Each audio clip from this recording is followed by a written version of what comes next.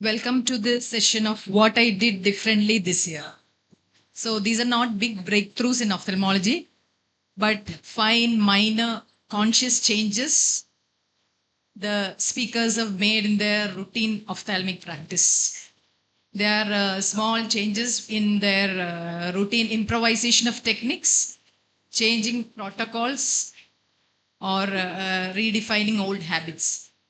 Let us see what each speaker has to inform us through their talks. I invite Dr. Venkatesh Sugandaraj. He is at present the medical director of Dr. Agarwal's Hospital, Crompet, Chennai, and he has served in several prestigious institutions and is an eminent innovative phaco surgeon. Welcome you, sir. Thank you for the invitation, Doctor. So I'm going to show you a 10-minute video clip on certain changes I have made in the direct phaco chop.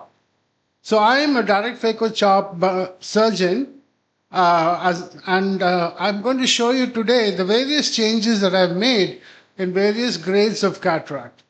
To take the soft cataract, direct phaco chop is not the technique of choice. Let me point out, large rhexis, hydroprolapse, or a hydrodelineation and prolapse is probably the best technique. But if you end up with a smaller rhexis and delineation is not possible, then you can try what I call the soft chop technique. And the secret in the soft chop technique is essentially in the settings.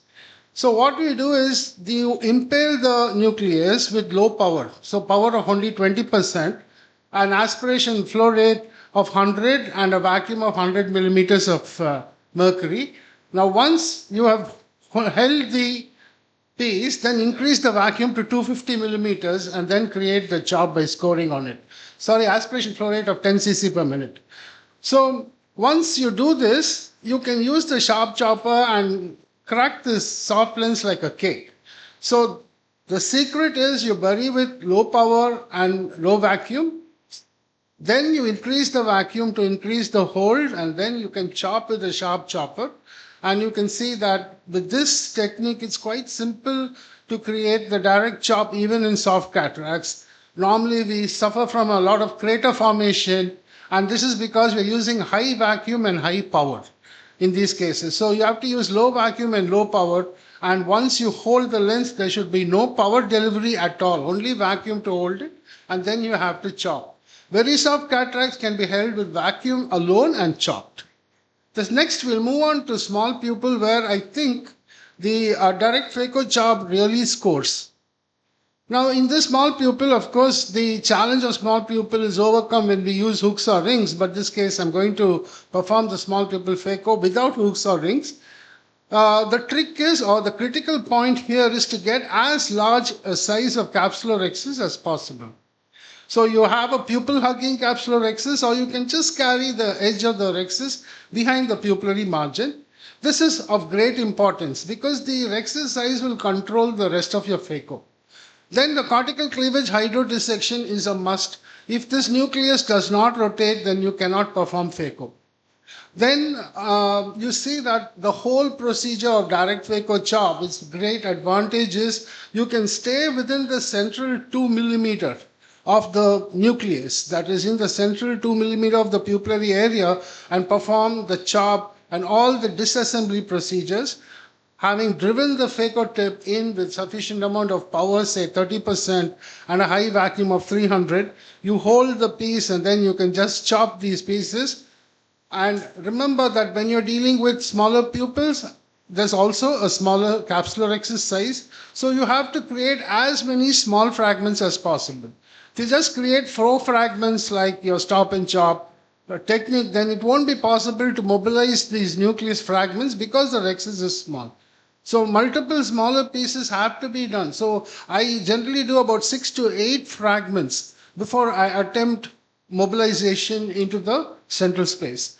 In fact, I found that some of the clearest corneas I have got in the post-op period is when I've handled these small pupil cases, because the smaller rexus size, not the pupil, the smaller rexus size that is dictated by the small pupil size will force me to create smaller fragments, which means only one piece at a time is mobilized into the anterior chamber. The rest of the nucleus remains within the bag. You don't have lots of nuclear fragments floating and buffeting against the endothelium, which is propagating damage to the endothelium. And because of this, this feature of just one piece at a time being emulsified in the central safe zone, I find that some of the clearest corneas I have got when handling direct phaco chop in small pupil cases. Now, so how do we prevent certain damages, like when you're trying to chop? So if you're trying to chop with a sharp tip chopper and you have to take it to the mid periphery to chop, then you place the tip of the chopper on the lens itself. Now we move to grade 2, and today my go-to technique is to create a capsular exercise of just around 5 millimeter or less. And this adaptation I adopted after seeing the results in my small pupil cases. So I figured that if you keep the rexus size small, it will control the rest of the procedure, that you are forced to create smaller fragments.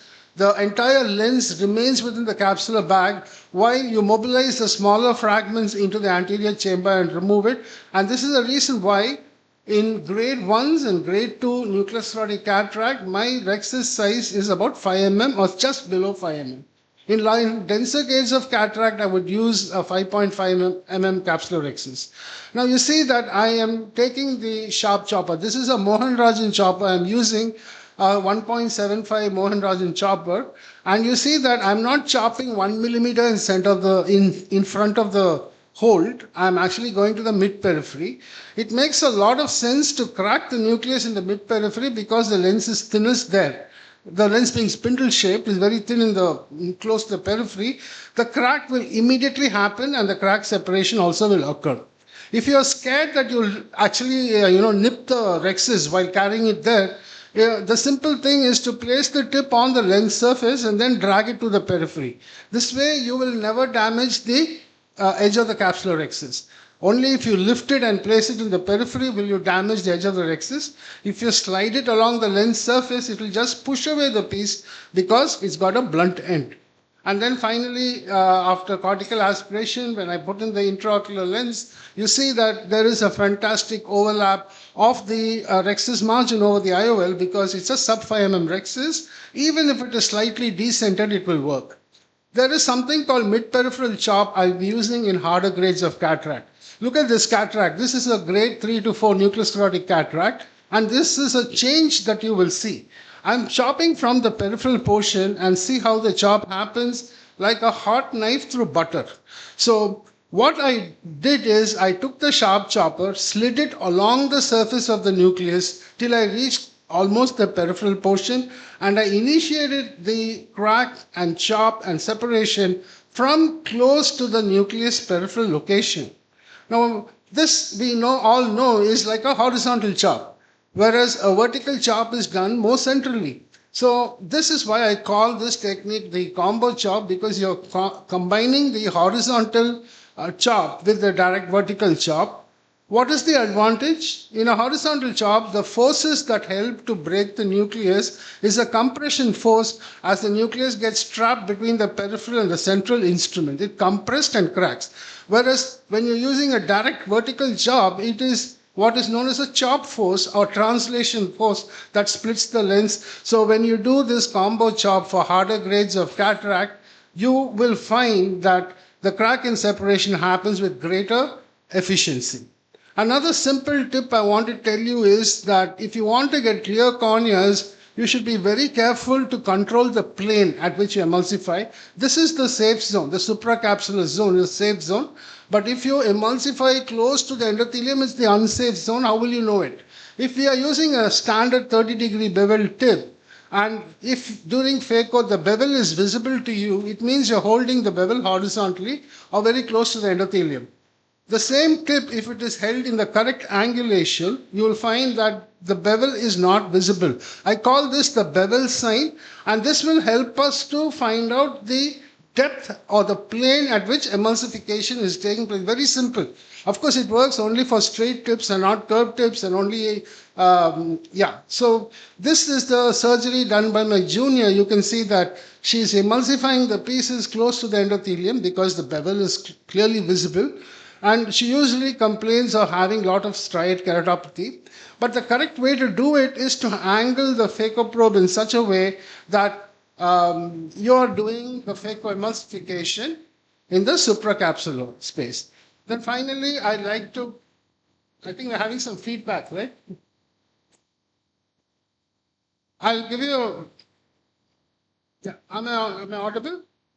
So I finally give you a few tips on hard cataract management. And this I have seen many surgeons do, that while you create the chop, we have to take the sharp chopper to the depth of the nucleus. So what you do is you just look at the diagram on the top right-hand corner.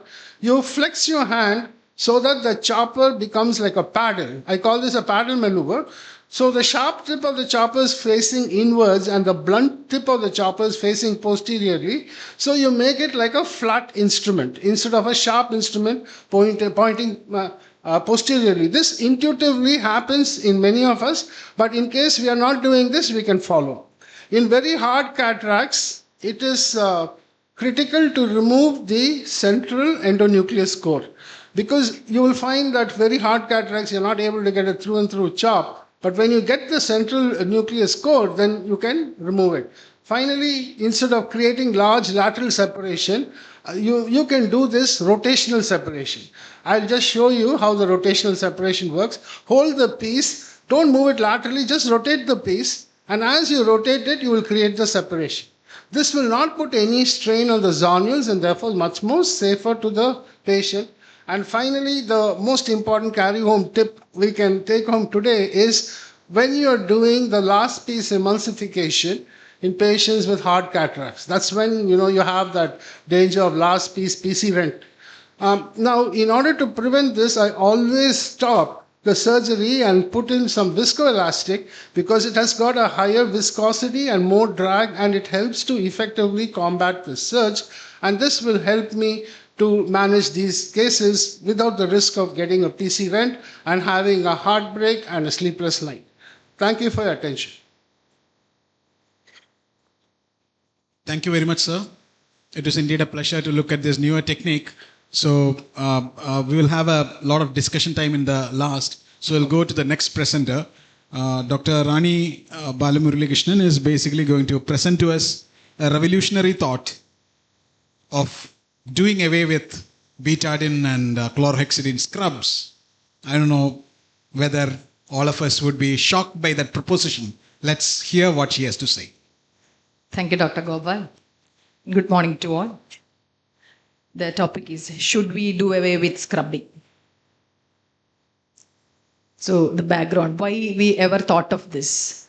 So during our NABH water surveillance, we had the growth of pseudomonas in the water cultures from all sorts of reservoirs, the tap, the corporation water, and the well water. Meanwhile, nearby hospital and many other hospitals in South India had reported operation theatre sepsis linked to the same organism in the public water supply. And the cultures became negative after hyperchlorination. So when we had the discussion with the microbiologist, she advised that Pseudomonas is a very frequent groundwater contaminant, and she recommended us to use only boiled water in operation theatres and to perform weekly chlorination. Pseudomonas, as you know, is an encapsulated gram-negative aerobic and facultatively anaerobe shaped bacterium, and it poses significant threat to the antibiotic resistance according to the World Health Organization. So the pointing index is towards the public water supply system of Kollam, and there are several studies which show that even the public water supply system as well as the well waters are contaminated. They have extracted coliforms from the water, and as the water potability doesn't include any other organism, they've not cultured that. And you know that E. coli are the commensals of human intestinal tract as well as the Pseudomonas. So the big question is, how safe is your water supply system, and safety of routine scrubbing with potentially contaminated water? Is it as safe as washing your hands in a pond and hoping for the best? what we did was we stopped using water and started using surgical hand rub with 80% ethanol. So there are several evidences supporting rub and don't scrub.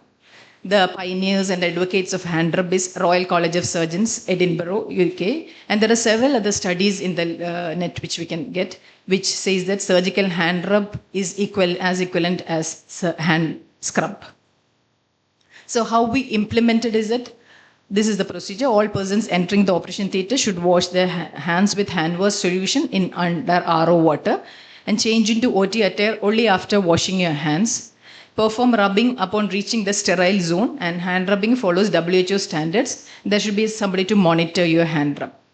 So this is how we do. We come in the before changing into the OT attire, we do the hand rub with a hand wash with a disinfectant solution as soap and RO water, and dry your hands as best as possible, and then change into the OT attire so that not a single drop of water fall on your OT dress. And this is the WHO protocol of hand scrubbing. And this is the solution which we use, Sterlomax, that is 80% ethanol. So when you do the hand rubbing, you have to paste the protocol on the steps of WHO steps of hand rubbing on the hand rub area. Then you have to wet your hands fully, as this gets evaporated very fast. You have to do it for 3 minutes and 3 times hand rubbing, and it should be monitored, the quantity, the time, you see whether the hands are completely dry, and full hand rub coverage was ensured. And in order to avoid contact with water, we have permanently blocked the water tap in the scrub area. So before we started practicing, we did the sculpture from all the points, that is nail tips, thumbnail tip, and webs of the hand, palmar aspect, and sides of the hand. And the cultures become negative for bacteria as well as fungi. So we have done nearly 4,000 cases in our theatre, and that means 8,000 hands of the surgeon were sterilized using this, and the 8,000 hands of the assistant. So the benefits of hand rub, the observations are, there was no surgical site infection. It is a faster process. There is no risk of gowning with wet hands, no accidental water contact with sterile field, no splash contamination. There was no sink-associated bacteria, and better skin condition and significant water savings. So when you compare surgical hand rub with surgical hand scrub, we use alcohol-based formulation, while when you do hand scrub, you use chlorhexidine soap or povidone iodine soap. Primary action is rapid killing of transient resident flora. Here, when you scrub, you mechanically remove, and chemical reduction of flora is what is occurring. The time required is 3 minutes. When you scrub, it is 3 to 5 minutes. The water is not required, and skin tolerance is better, less skin irritation. The ease of use, it's very easy, faster, and consistent application. Efficacy, it is either equal or superior to surgical hand scrub when used correctly. The residual activity in alcohol rubs offer longer residual effect, and it is good. The chlorhexidine soaps are good, give more longer activity, but it's low for povidone iodine. And the compliance is high due to speed and convenience, and minimal resources are required. It has a positive impact on the environment, and best used in modern OTs, high turnover surgeries, and water scarce settings. Limitation: in soiled hands, you cannot use hand rub. You have to do the hand scrubbing. So how will you improve this? So you have to monitor the quantity, duration, and technique. You have to take random swabs for culture and sensitivity, conduct post-cataract surgery and culture and sensitivity, and see whether the colony count increases after surgery, and perform clinical audits. So in conclusion, the summary points are: surgical hand rub is faster, less irritant, and equally effective as scrub. Surgical hand scrub is useful when hands are visibly soiled, the importance of valuing water as a resource, and increasing global water consumption.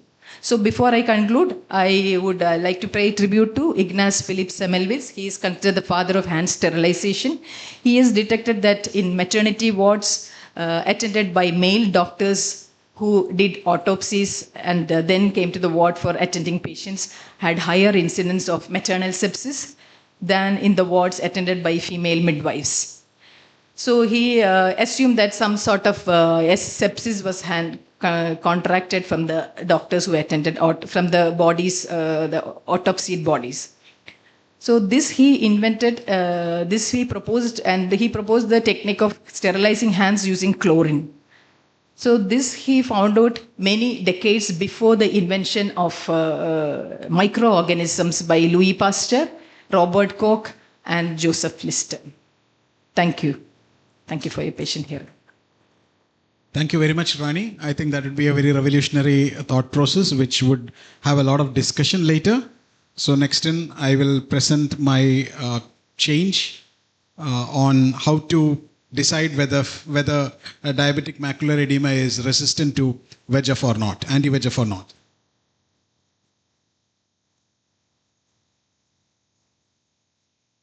A very good morning to all of you. We all treat diabetic macular edema because diabetic macular edema has become very, very common. And unlike cataract surgery, where one swipe of the knife can cure the patient for life, diabetic macular edema and all the other medical retinal conditions, including age-related macular degeneration, requires continued, sustained injections. So our chancellor, the need of the hour as per our chancellor would be basically doing cutting-edge research. What she says is, if you make more and more hospitals, you can touch a few lakh more lives. But if you do cutting-edge research which will make a change, it can touch 1 billion lives or more. So that is the thought process. So that's why I started this 2016 Proteomics and Molecular Medicine study group in our institution. And we all know that in diabetic retinopathy, there are 3 things that will help the patient. Number 1, good, tight metabolic control. Number 2, our work like laser, anti-VEGF, steroids, all these things. And finally, in conditions which worsen, we will do retinal surgery. So there are typically a lot of patients in whom we give multiple anti-VEGF injections, because whenever we are posed with a diabetic macular edema, our first thought process would be to give an anti-VEGF. We may vary depending upon what is the frequency of administration, what would be the type of anti-VEGF which is used primarily and secondarily, etc. But we all generally tend to use anti-VEGFs. And many cases respond just like this case. It would reduce an edema, and finally we may consider some laser to the leaking microaneurysms and stop it. But there are a lot of other patients in whom you can see over the years itself, the macular edema has worsened, and it has remained worsened despite injections. Over 4 years, the patient had multiple injections and no significant improvement in the hard exudates or the diabetic macular edema. With 1 shot of Ozurdex here, this patient cleared. You can understand the difference. So there are patients like this who are significantly responding to one particular group of medication versus the other, which we are currently unable to decide. So this is again another patient in whom multiple injections were given. You can see that edema may reduce slightly, but it will come back. So it is again difficulty. So what I did is we wanted to do a molecular analysis, cytokines and VEGF levels of patients who are undergoing diabetic macular edema treatment, and find out why some patients are responding so fast and why some patients are not responding so fast. That is the difference which we have to make. All right. So we looked at diabetic macular edema patients and we gave them ranibizumab 1, 2, 3 monthly. That is mandatory for all the 40 patients. And fourth and fifth injections were non-mandatory, which means that if there was edema or if there was decrease of vision, we would give. If there was no edema, we would not give the 4th and the 5th injection, and the 6th injection was mandatory. And each time when we looked at when we gave the injection, we took a bit of aqueous, about 50 microliters of aqueous, and we stored it, and we looked at an ELISA VEGF, and we found out that there are 3 groups of patients. The 2 groups of patients where the VEGF was slightly lower, less than 500 and less than 1000, were behaving almost similarly in terms of vision as well as CMT. Whereas there was one group of patients with very high VEGF, more than 2000, who were behaving completely differently. Okay? But that was only 10 to 15% of patients. Now, we divided these 40 patients into very good responders on the one hand and very poor responders on the other hand. I did not cut in the center. I wanted the best and the worst so that we could find out the difference between them. Because that is what we essentially want to find out, right? So only if edema reduced by 40% in the first 3 months, or if only 4 injections, the mandatory 4 injections were required, or if macular thickness was normalized within the first 3 months, all these three are present, then I would say they are very good responders. All these three are absent, then I would say they are very poor responders. And then we looked at cytokines as well as VEGF in these patients. I would just run through these slides and tell you this one. Okay.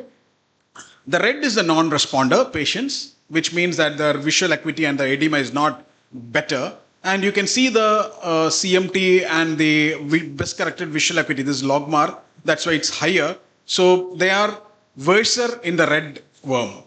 Now look at VEGF.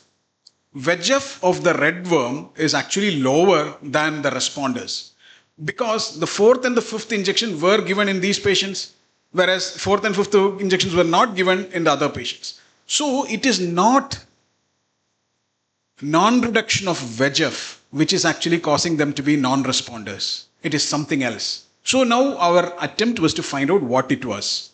And so we did electrophoresis, looked at differentiation in proteins between these, and also look at a cytokine analysis and found out that IL-6, IL-8, IP-10 and MCP-1 were very high in non-responders as compared to responders. And that is published. And these are the cytokines. And then I wanted to correlate the edema, the type of edema and the OCT biomarkers with the cytokine levels. So you can see here, this is a typical, so these are the parameters looked at. IL-6 levels were much higher in spongy edema when ISOS junction was disrupted and drill was there. So these are some of the OCT biomarkers which may help us tell that, this is cytokine predominant diabetic macular edema or a VEGF predominant diabetic macular edema. Now the idea would be to develop a lateral flow kit. Our prototype, first prototype is ready, just like a pregnancy kit, which would tell me whether this patient is a responder or a non-responder. So we have currently two kits, IL-8 and IL-6 kits, in which they are both in the same kit. So we are looking at developing 3 lines developing. So depending upon the line which is coming positive, we will say which cytokine is involved or which VEGF is involved, which will ideally tell us whether to treat this patient with an anti-VEGF primarily or to treat with a steroid which will reduce all the cytokines. Now the biology is open because now we have IL-6, IL-8 inhibitors, MCP inhibitors, so we can go to personalized treatment with conditions like this. Thank you very much. Thank you, Dr. Gopal, for the excellent presentation. Now I call upon Dr. Fairuz P. Manjantavida for her talk on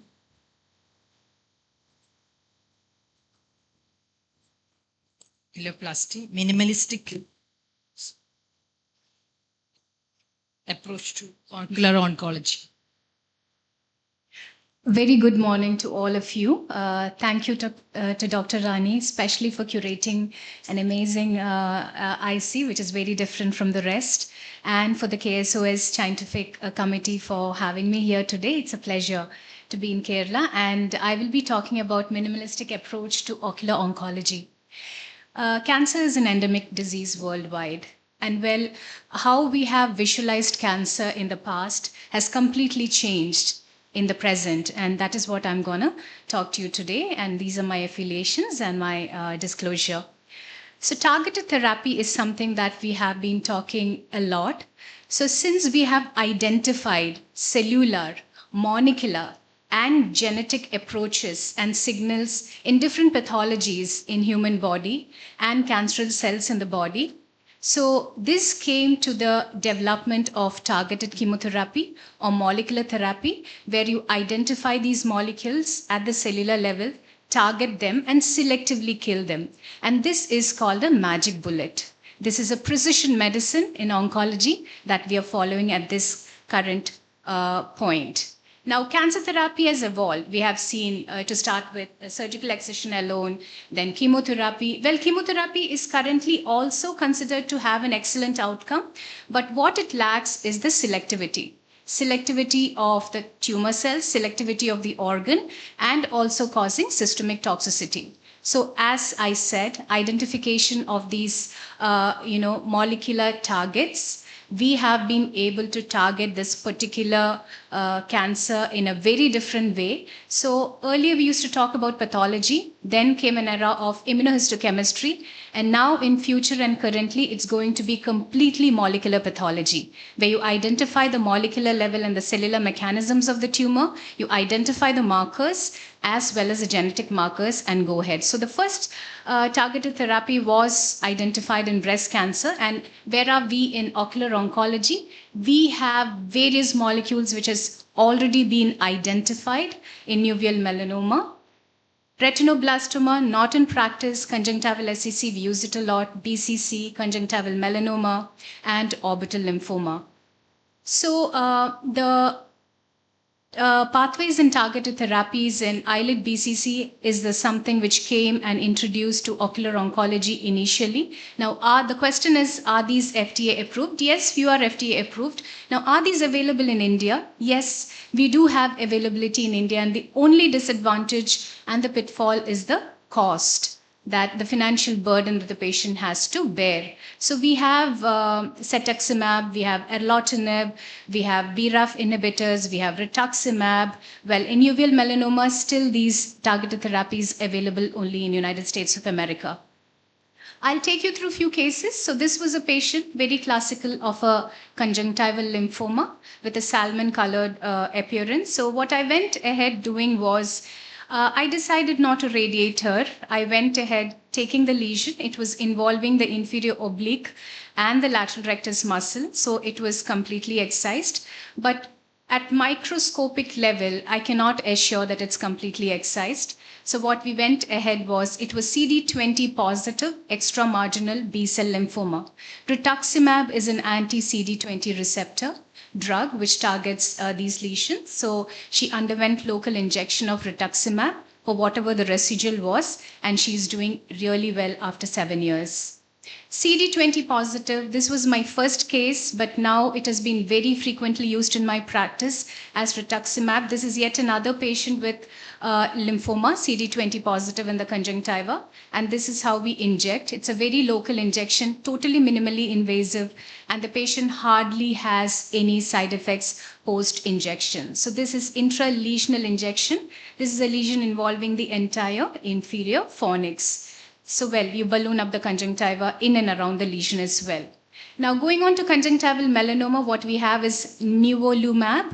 We give 12 cycles of nivolumab and we get good response. So I don't have too much of experience with ipilimumab and relatlimab.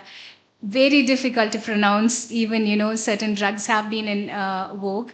So, well, it shows very good response to these drugs. And I hopefully there is availability in India as well. Uveal melanoma is actually a very lethal cancer as far as light salvage is concerned and eye salvage is concerned. And these situations where we find these patients in a very advanced uveal melanoma cases is extraocular extension. This is not rare in India. We often see advanced diseases. So this was a patient who is high risk for systemic metastasis. He did have liver metastasis. We had put him on a PDL2 inhibitor drug, but then he couldn't tolerate the toxicity. He couldn't tolerate the financial burden, and then he had to come out of the treatment, and well, he passed away because of the metastasis. So another thing that I am pursuing my PhD for uveal melanoma.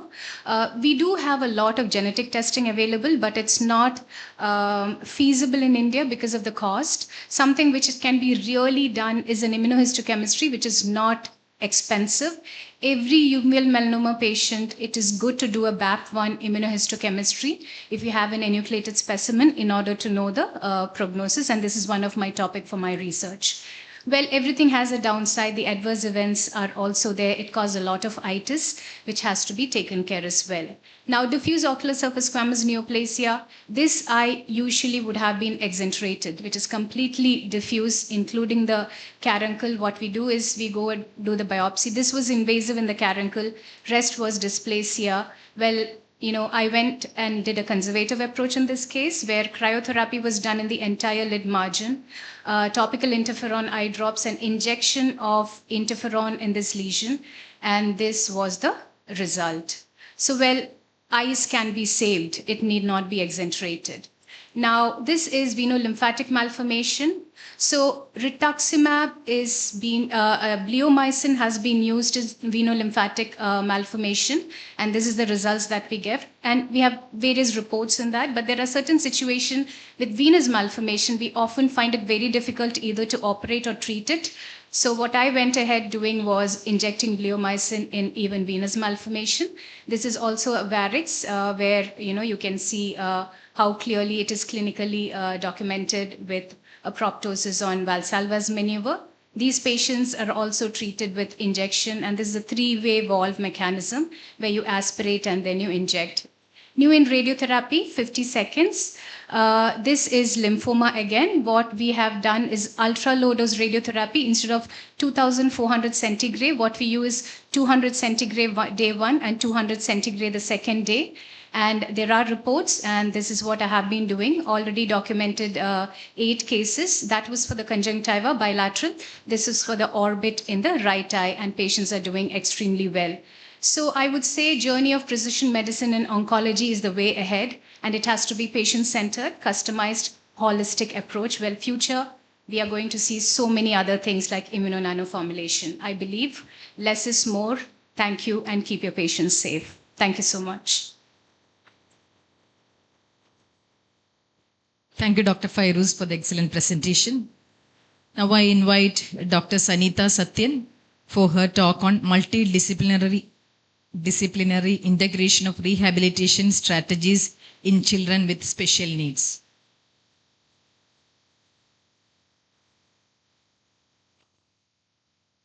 Very good morning to all of you. Thank you, Dr. Rani. This is a talk which is not purely clinical, but at the same time, this is about my experiences as a pediatric ophthalmologist in dealing with special kids and the realizations which I have acquired over some time. So, multidisciplinary integration of rehabilitation strategies in children with special needs. Children with special needs was always an area of special interest. So previously what I used to do was, we used to get referrals from across Kerala for children with special needs, especially autism, Down syndrome and cerebral palsy.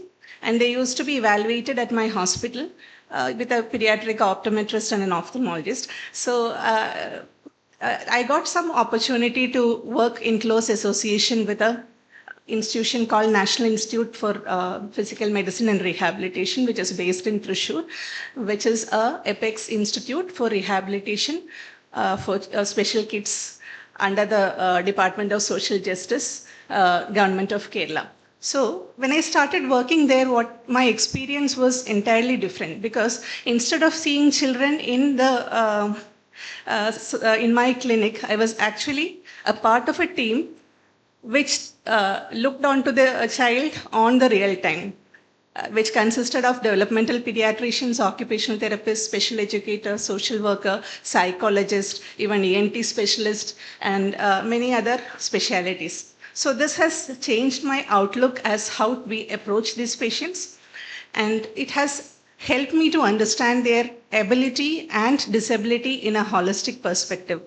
As ophthalmologist, I would like to say we have a very limited view or very limited understanding of what the patient goes through or the family goes through. So each session of OT or occupational therapy is very much linked to the visual demands of the child. So instead of having a 6-monthly visit in which you see the child for maybe 15 or 20 minutes, if you are there with the occupational therapist and being able to monitor the progress of the child, and also to provide suggestions, because most of the children, they do improve in their cognitive status also after improvement in the visual outcomes. And so it has helped me to improve the quality of care delivery with improvement of rehabilitation outcomes. So we used to use many scales for assessment of, here I'm talking about autistic spectrum disorders. This is the Indian scale for assessment of autism. It has 40 test items in 6 domains: social, emotional, speech and language, behavioral patterns, sensory aspects and cognitive component. And believe me, each of this has some bearing on the visual aspect as well. So a child coming with this kind of assessment, and if you look into the specific points, we can actually find out that we have a lot of things to contribute as ophthalmologists. And another scale which we use usually is the CVI range. So I started using this actively for past 1 year. So in the cerebral visual impairment also, we have different classifications like phase 1, phase 2, phase 3, depending upon the visual behavior of the child. This is gathered by interviews with the caregivers, observation, and face-to-face evaluation. So now what I do is I actually plot each child's observations in the CVI range and classify them, and then follow it with a CVI resolution chart to determine environmental considerations that should be implemented for further visual development.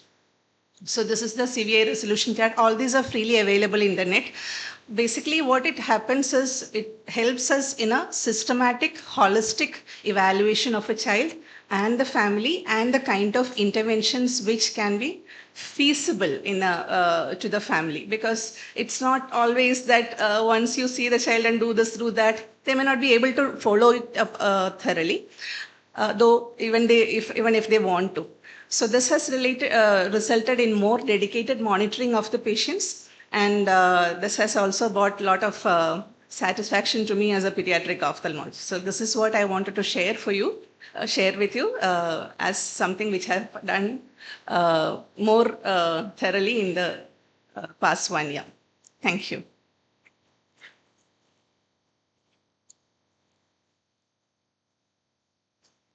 Thank you, Dr. Sanita. Now this is open for discussion. Questions.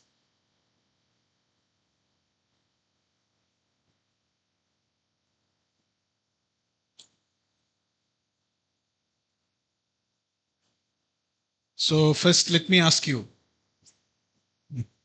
since nobody else is asking. So we have something like you said that Pseudomonas is there in the public water system. Yes, all across the world, we will have bacteria in our public water system. But in a theater, we would be using something like an AquaGuard, which will reduce the bacterial content by about 7 log units. 6 or 7 log units is what they claim. I do not know in reality how much it will reduce. Now, let me tell you that the betadine will reduce it by about 3 log units. Chlorhexidine will reduce it by 4 log units. And the alcohol will reduce it by maybe 3 to 4 log units again. So the basic idea of this scrubbing is, first you use RO or purified water through AquaGuard or some other Aquafresh. A lot of companies are there like that, which will reduce the total bacterial count by about 6 or 7 log units, followed by a chlorhexidine or betadine, which will further reduce it by probably 3 or 4 log units, followed by sequentially by an alcohol hand rub, which will again reduce it by about 2 log units. I do not know whether this religious practice actually translates into better rate of non-infection, etc. But that is why we sequentially do it. So why did you not go for a water purification system and instead of that jumped into a alcohol-based hand rub? It is a good old technique that for centuries it is no, but this is a newer technique. That's all.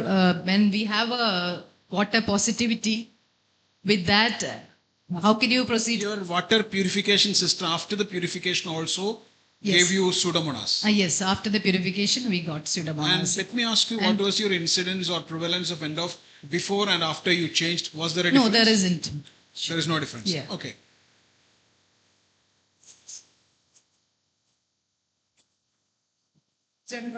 Supply. Water for, you have taken is from the after RO filter, from the RO filter or The general From the RO filter, it was negative. RO filter, it was negative. So actually, what? But it's not during scrubbing, your dress also gets wet. Yeah. So the water splash will make you more unsterile. That is. Okay. So actually, So there you is don't no. always have to change from your technique of hands scrubbing. Huh? Yeah. Ah. You don't have to shift your technique of scrubbing. That is, I'm not advocating that. But it is another technique that is, Oh, yeah, and there that- are several yeah. other advantages. Either or, that is like that. Okay. If you are comfortable with your water quality standards, then it is fine. So that is maybe the Pseudomonas is before the RO from the general pool. From the. But if No, no. there is stagnation in the RO, if you are not doing surgery for 2-3 days, and then taking, there can be Pseudomonas growth. You know of It is not- places where there is still a water purification system, but then they would not be using that for hand wash. They will be using steamed or boiled water for hand wash, because sometime or the other there was some positivity of some bacteria from the purified system. Is that the reason why you shifted from the purified system? Was the We had one episode, but not from the theater. The Pseudomonas was positive in the RO water also. That is why we didn't rely on that. The theater RO system, it was negative. In our medical college, we use IV fluid for the betadine wash. We will scrub routinely, Saline, and then after the betadine is washed with the IV fluid, and then we apply spirit. So tap water is not used. Tap water initially, not tap water, the purified water, and then betadine scrub, and betadine is washed with IV fluid. You use it after changing into the theater tap water. Yes. So there is always a chance of splash. That is one. Not point tap water, purified water from AquaGuard. When your dress gets wet, there is always a chance of infection. Okay.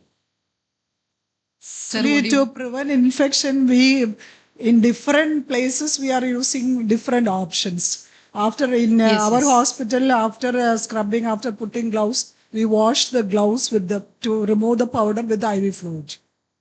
it's practiced in most of the institutions. So whatever procedure has worked for you, you can continue that. Yeah, so I would like to add a couple of points. One is you're saving a lot of water. That is one. Two is you use RO filter and the filter gets damaged when the water is chlorinated. That also is there. One aspect is there. And there is some amount of storage of water in your RO water. And then that can always get contaminated. And the basic concept is we cannot control the behavior of all the staff who comes into the. So basically, this is one we thought is a foolproof system. So we implemented this so that their hand scrubbing is monitored, and even if say a sister may come wash in hurry, spill water on their clothes, and walk into the theater, maybe assisting or helping out on the floor, and water can fall on the tray. There are certain things which are beyond our control, and once you are used to one system, after some time you forget actually to go back and review whether the protocol is followed correctly. Reviewing the protocol also is very important, and we have found that in the last few years, more than, as she said, 4,000 cases, 8,000 hands were rubbed with alcohol. The only issue that it can have is if it contains a coloring agent. Some people can have an allergy to the coloring agent, so you have to modify, use pure ethyl alcohol. 80% is what is advised, 70% is advised, we use 80%. And the risk of getting inebriated is not there. It doesn't get absorbed into your system and you don't get drunk, actually. It has been documented after rubbing, the amount of alcohol in the blood is almost negligible. And for that same reason, long-term use does not lead to alcoholic liver disease. That also has been studied. Thank you.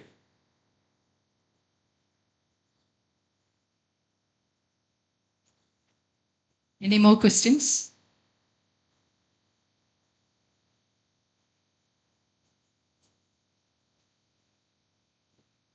this kit is available now?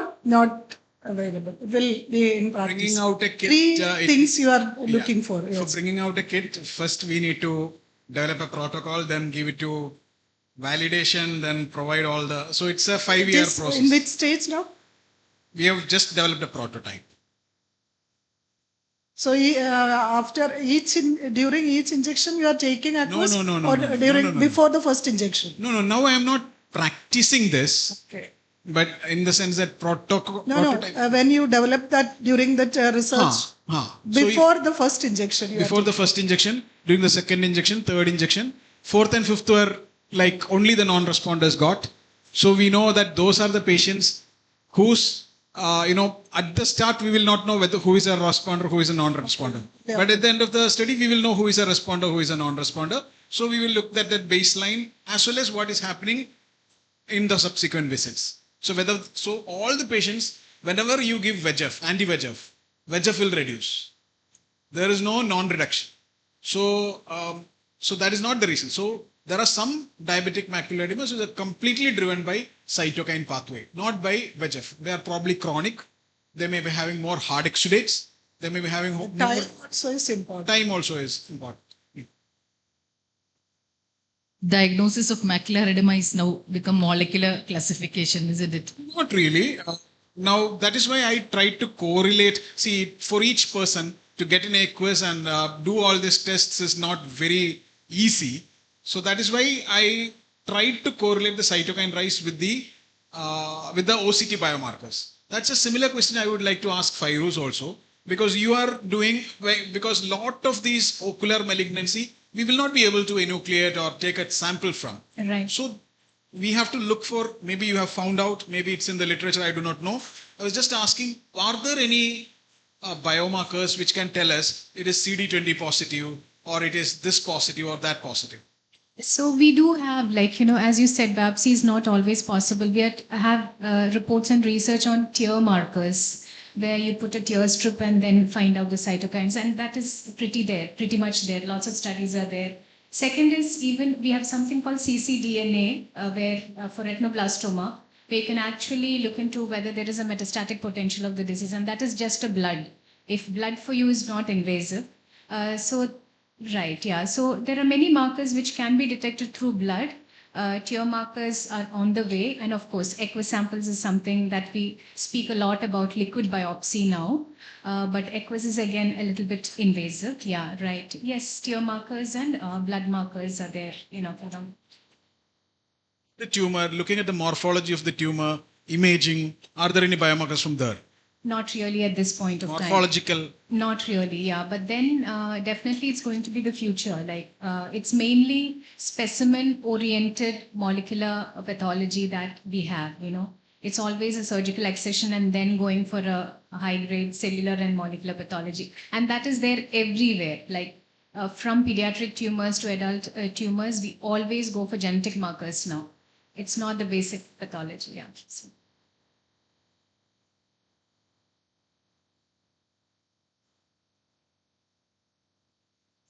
Sir, I would like to ask you, sir, that you are talking about that small rhexis.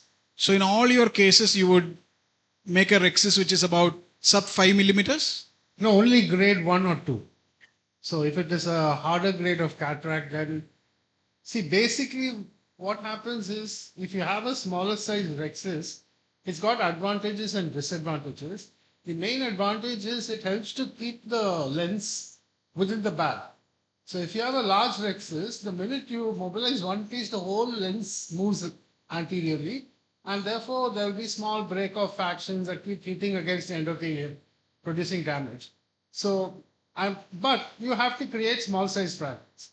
But as you go into harder grade of cataract, you cannot, you won't have the ease of mobilization if you make a 5 mm rhexis.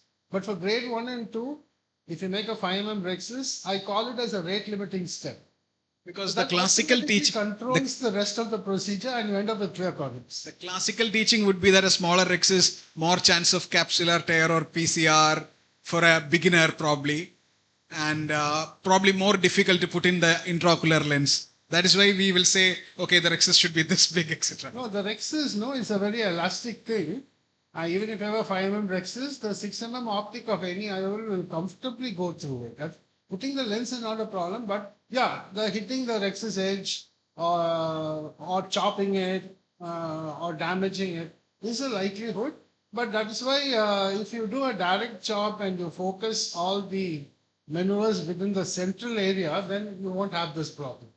But maybe if you do a stop and chop or trenching maneuver, then a smaller rexus may pose problems.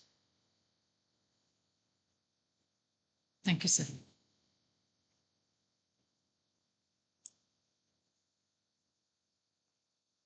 So can you just explain to us once more, like these many of these special kids will, I mean, is there any like for example, now if a person comes to us for a visual challenge certificate or a visual, how much is the visual loss, that certificate, we can very standardized methods are there for doing that.